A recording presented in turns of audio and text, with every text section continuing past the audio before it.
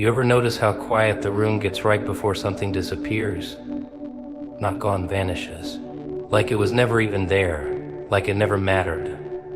That's the trick, isn't it? People only look twice when the thing they ignored suddenly slips through their fingers. They laugh when you're broken, yawn when you're healing, but when you vanish, oh, now you've got their attention. See, it was never about being noticed, it was about being used. As long as you were available, open, bleeding, they were comfortable, predictable. But now, you know what's funny? People don't care about your presence until they start to feel your absence crawling up their spine like a cold breeze in a locked room. It's like they only realize the candle was lit after the flame goes out. As long as you're around, showing up, giving, fixing, smiling, that's just your job, right? It's who you are, it's what you're supposed to do. You're the strong one, the steady one, the one who always answers the phone, no matter how late it rings. But the second you go quiet, the second you stop showing up to their chaos, suddenly you're a mystery, a problem, a ghost. Oh, they loved you when you were broken, not healed, no, broken. Because broken means manageable, predictable. Broken means you're too busy picking up your own pieces to notice how many of them they're stealing. You get it now, don't you? They liked you better when you didn't know your worth. When your soul was on sale at a discount and you called it love. When you laughed at your own pain, just to keep the peace. That's the version of you they clapped for. The one who bled quietly, kept giving, stayed soft even when it hurt. But now that you're peeling back the mask, now that you're slipping out the back door with your energy packed up and your love zipped shut, now they panic. Because something precious is leaving, and they never thought you would. You don't have to slam the door, you don't need to explain. Disappearing isn't always dramatic. Sometimes it's surgical, precise. Like cutting the last thread of a puppet string and letting gravity do the rest. You've been stitched into their lives like a patch covering a hole they refuse to fix. They called you necessary when you were convenient. They praised your strength when it served their weakness. But the second you became aware, fully aware that your time, your presence, your soul was a gift, that's when the shift began. And here's the kicker, they knew this day was coming. They felt it before you even admitted it to yourself. That little change in your laugh, the delay in your replies, the way your eyes stopped lighting up when they entered the room. People can sense when power is slipping through their fingers, especially when it's power they never earned. That's when they start doing the dance. The guilt, the confusion, the what's wrong with you, routine. But you just sit there smiling like the chaos they threw at you finally stopped being entertaining. Because it did. The script got old, the roles got boring, and the theater, it's burning. You see, they don't miss you. They miss what you do for them. That's why your absence feels like betrayal. That's why they suddenly care so much, because without you, they have to face themselves. And that, my friend, is a horror story they've been avoiding for years. You were the distraction, the therapist, the audience, the mirror that let them see a version of themselves they could tolerate. But now that you've pulled the plug, all that's left is silence and reflection, and silence. It screams the truth louder than any fight ever could. So now they remember every little thing. The way you used to laugh. The way you'd stay up just to make sure they were okay. The way you hid your pain behind that stupid, heroic smile. They remember it all. Not because they cared, but because they lost it. Because the well dried up and they never thought to bring a bucket. And now, while they sit in the ruins of their comfort, you're walking away with something they never thought you'd keep. Yourself. There's no announcement, no fireworks, no grand reveal. Just footsteps in the distance and a voice they'll hear in their heads every time they look around and realize you're not coming back. Because this was never about revenge. It was about realization. And sometimes the loudest thing you'll ever say is nothing at all. Silence, now that's a weapon. Not the kind you sharpen, but the kind you become. People don't expect it. They're used to noise, yelling, crying, begging, explaining, always explaining. That's what they feed on. Your side of the story, your defense, your proof of innocence. But when you go quiet, oh, that's when it gets interesting. That's when they start to squirm. Because without your words, they have nothing to twist, nothing to flip, nothing to weaponize. Just the echo of their own guilt bouncing around the walls they built to keep you caged. They thought your words were the fire, the tantrums, the breakdowns, the please don't go speeches. But the real fire, it's in the silence, in that cold, calm stillness that says, I figured you out. You're no longer performing. You've left the stage mid-act and the audience doesn't know whether to clap or cry. That's the kind of silence that turns people insane. Because now they're stuck replaying the last thing you didn't say. That silence becomes a mirror. And what do mirrors do best? They reflect. And reflection, that's a horror show most people can't survive. You used to talk. Oh, how you talk, trying to get them to understand, to care, to notice.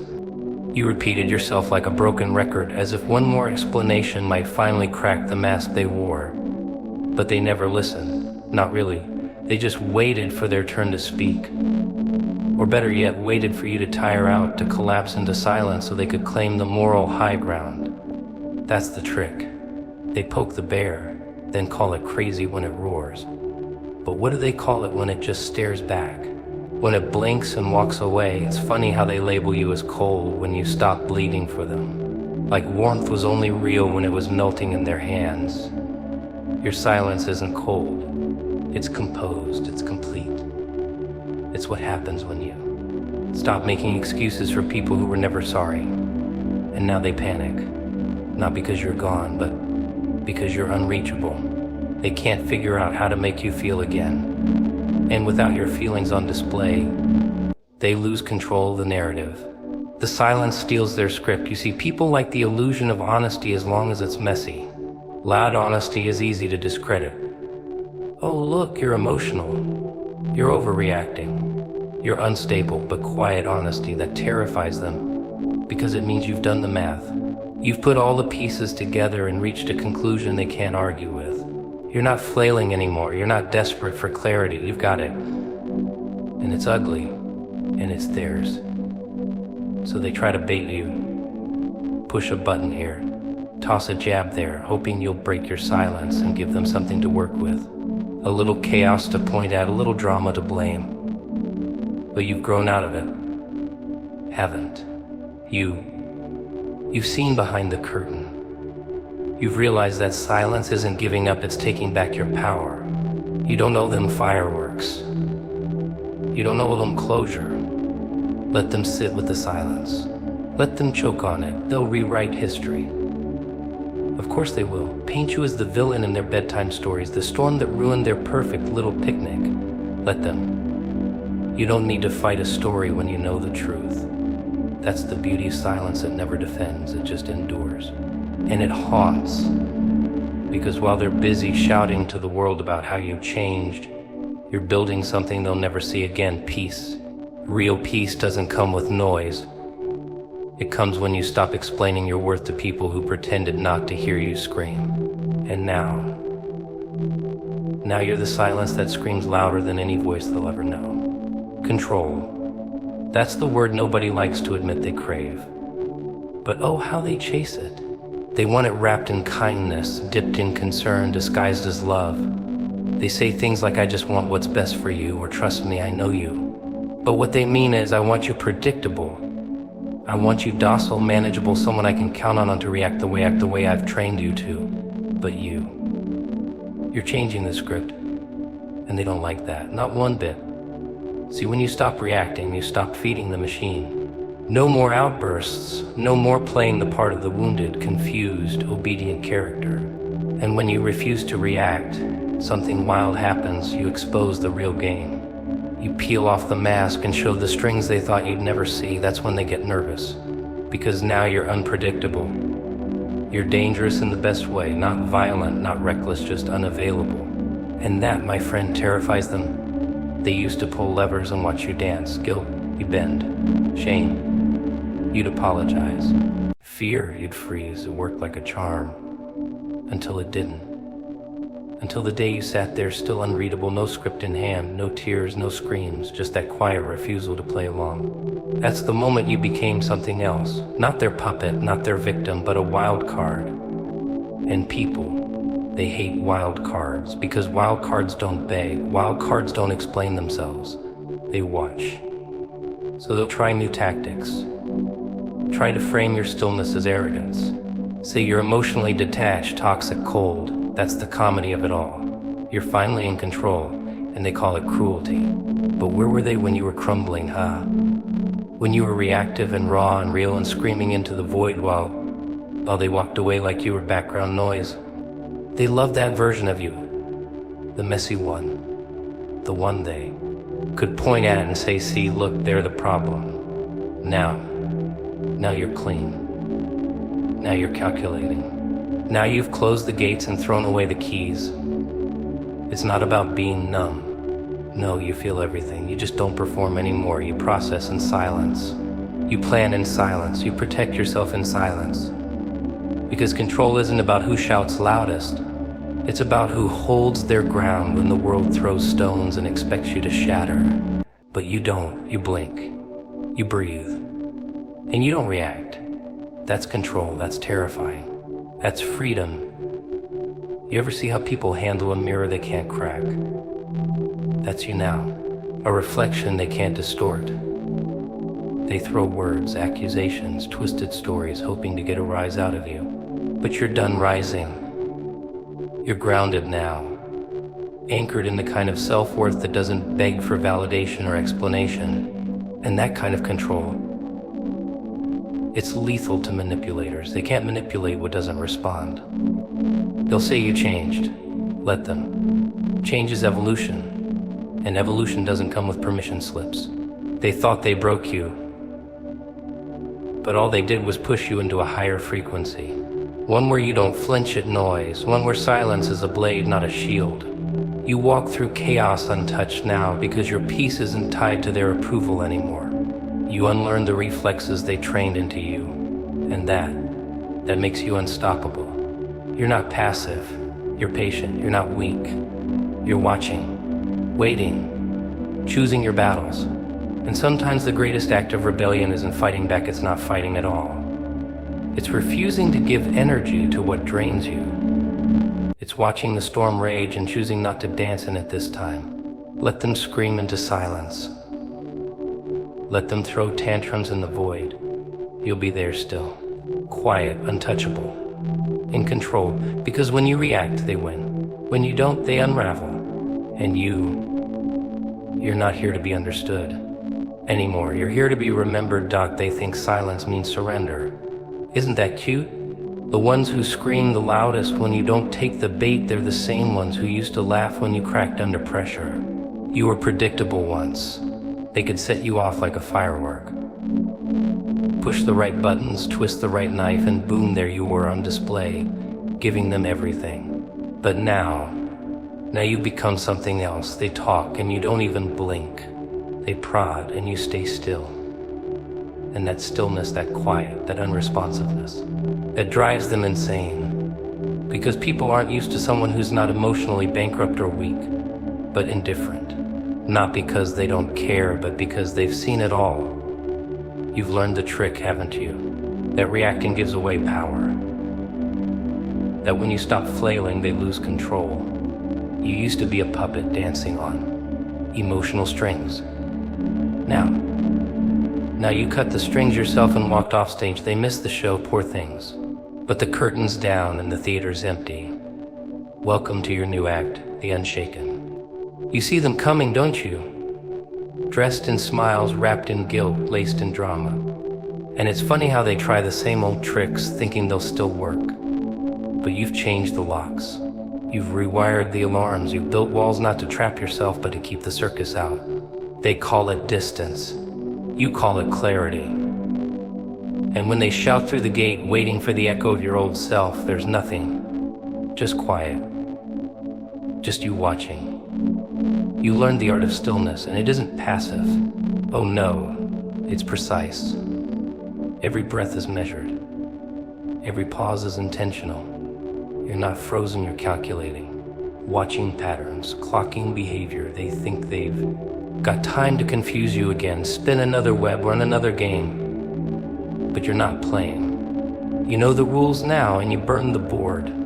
They'll call it cold, call it pride, call it a phase, let them, that's their panic talking. People panic when the puppet stops dancing, because now they have to face the silence.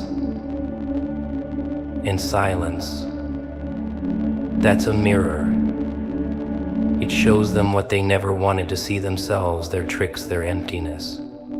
And there you are, not reacting, not falling, not feeding the fire, just standing, just existing.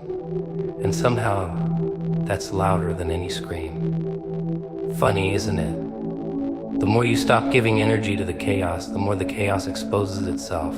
They trip over their own games, looking for the reaction that never comes. They can't win a battle you refuse to fight. Can't bait someone who's not hungry for their poison anymore. And you've starved that addiction. The one where you needed to explain, defend, prove that addiction to being understood by people who never listened. You figured it out. The one who stays calm controls the room. The one who doesn't react sets the tone. And while they're there tossing matches, you're soaking the floor with water. No more explosions. No more fireworks, just wet ashes where drama used to live. And what scares them most, you don't even look back at the mess. They think silence is weakness because they've never had to earn their own peace. They expect chaos because that's all they know. But you left the noise behind. You don't need to win arguments anymore. You don't need to clap back, shout louder, or prove a point. You are the point. A walking contradiction to everything they hoped you'd be. They thought you'd never escape the trap, never climb out of the pit, never stop bleeding from the cuts they swore were just misunderstandings. And yet, here you are, breathing slow, eyes open, heart calm. You've seen too much to be triggered by shadows. You've heard too many lies to flinch at words. And that's not numbness, it's transformation. They tried to teach you that your value came from how loudly you fought back. But you learned that the real power is in not needing to fight at all. Let them talk. Let them guess. Let them wonder why you're so calm, why you don't flinch, why nothing rattles you anymore. The answer is simple. You're done dancing. You're done bleeding. You're done handing out your energy like it's candy to every hand that demands it. Now they can keep their noise, their drama, their guilt trips. You've mastered the silence. You've found the stillness.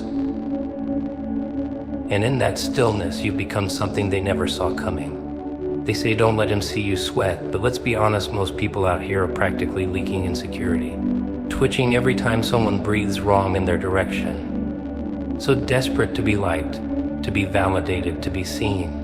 But here's the secret, the more you need to be understood, the easier it is for them to tear you apart. You hand him the blueprint to destroy you every time you overreact.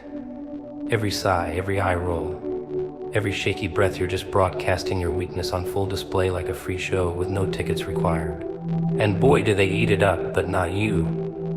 Not anymore. You've done leaking energy into black holes dressed up like people. Done explaining yourself to ears that were never open to begin with. You've learned, haven't you?